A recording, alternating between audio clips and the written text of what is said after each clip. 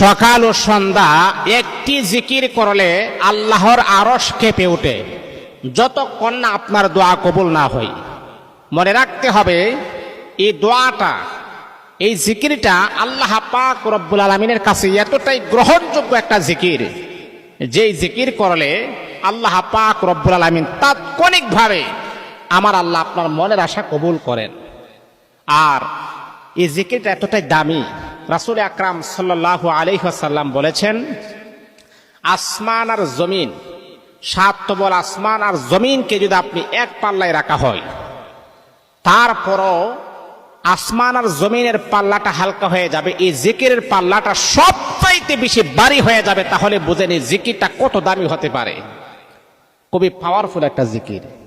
এই জিকির বেশি বেশি করে, এই জিকিরটা বেশি বেশি করে, সকাল সন্ধ্যা এই জিকিরটা বেশি বেশি করে দোয়া করে মালিকের কাছে আপনি প্রার্থনা করবেন, আল্লাহ আমার এই লাগবে, আল্লাহ আমার সেই লাগবে, আল্লাহ আমার ঘরের ক্রাইসিস, আল্লাহ স্বামী কথা শুনে না।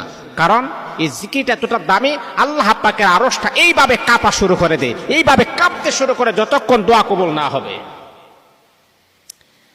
এই জন্য বন্ধু আমার শোনো, আল্লাহ পাক রব্বুল আলামিনের হাবিব বিশ্বনবী মুহাম্মদুর রাসূলুল্লাহ সাল্লাল্লাহু আলাইহি ওয়াসাল্লাম বড় সুন্দর করে বলেন, এই জিকির করার পরে যদি কোনো বান্দা বান্দি রব্বুল আলামিনের কাছে দুই কানা হাত বাড়ায় বলে, আল্লাহ আমার তো গুনাহ হয়ে গেছে, আল্লাহ আমি তো গুনাহগার, আল্লাহ তুমি তো রহমান, তুমি তো রহিম, আল্লাহ তুমি তো গাফফার।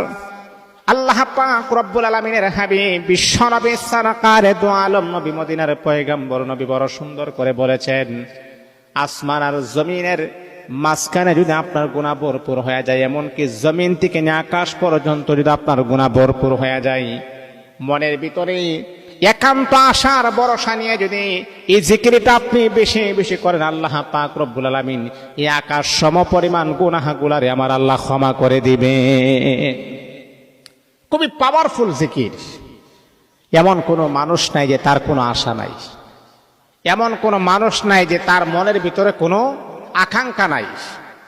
আমরা প্রত্যেকেরই কিন্তু মনের ভিতরে আশা আকাঙ্ক্ষা আছে, কম হোক আর বেশি হোক, প্রত্যেকটা মানুষের মনের ভিতরে আশা আকাঙ্ক্ষা আছে।